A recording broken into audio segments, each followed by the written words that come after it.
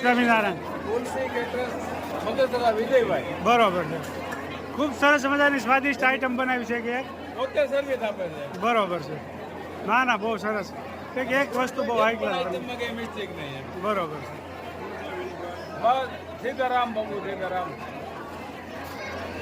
હાડુભાઈ છે શૈલેષભાઈ નંબર 1 છે આઈટમ એમ બધી બનાવેલી. પટેલ છે સુરત થી જય સ્વામિનારાયણ.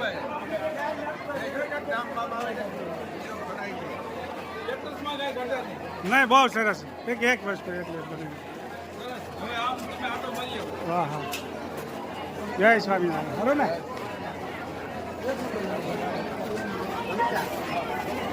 ચલાલામાં છે જોરદાર લગ્નનું આયોજન.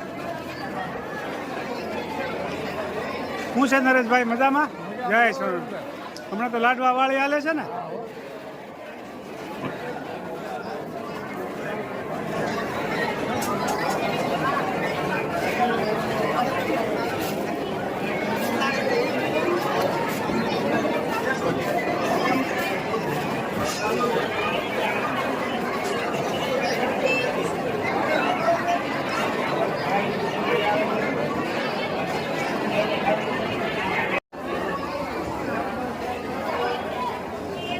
ચલાલામાં જોરદાર પટેલવાડીમાં લગ્ન છે.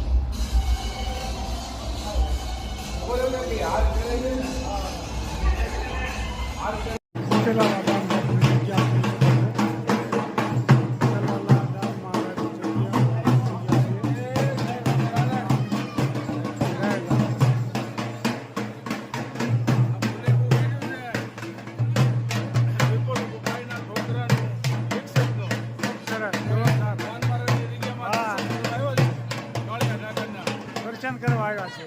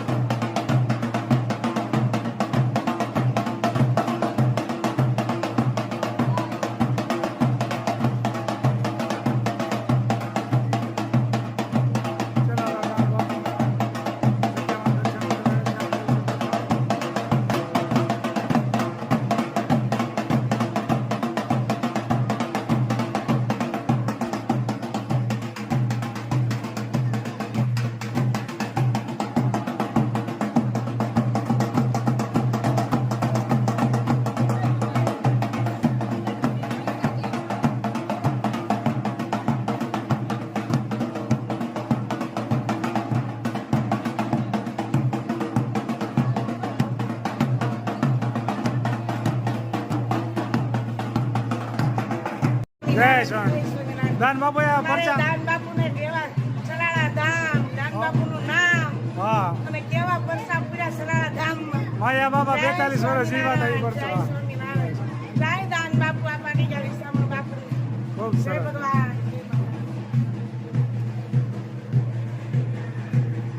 જલાલા દાન મહારાજની જગ્યામાં આવી ગયા છે દર્શન કરવા માટે. મકાઈનો સેવડો બનાવવાનો છે. લીમડો તૈયાર કર્યો છે. મને તીખું લાગે એટલે મરચું નથી નાખવાનું, લાલ ચટણી નાખશું. સરસ મજાનો મકાઈનો કેવડો ઘી છે. હા, માખણ ગરમ મૂક્યું છે. છાશ બનાવીને અને તેલ મુકાઈ ગયું છે. સ્પેશિયલ મકાઈ. મસ્ત મજાના મકાઈના દાણા પાડી લીધા છે. રાય,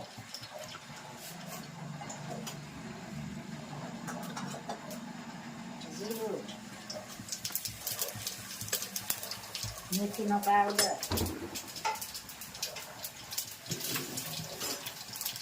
અને આ લીમડો છે અને મકાઈના દાણા. હમણાં તો મકાઈ સારી આવે છે. સરસ મજાની મકાઈનો કેવડો બનાવ્યો છે.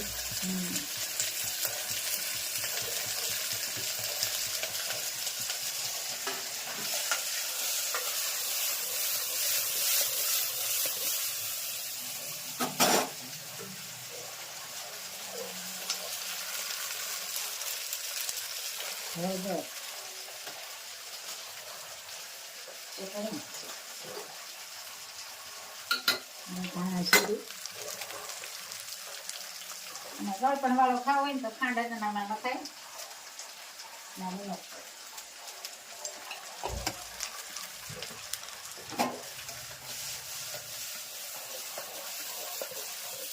અને આમને થોડીક વાર ધીમી ગેસે ચડવા દેવાનો. પછી થોડુંક એવું પાણી નાખવાનું. પછી ઢક્કન બંધ કરવાનું. પછી ધીમે ગેસે 3-4 સીટી કરો એટલે મસ્ત મજાનું બફાઈ જાય. અને અહીંયા ઘી પણ ગરમ થાય છે.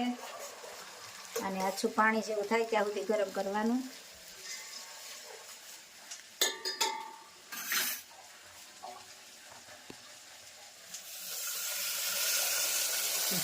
થોડુંક જ પાણી ઉમેરવાનું.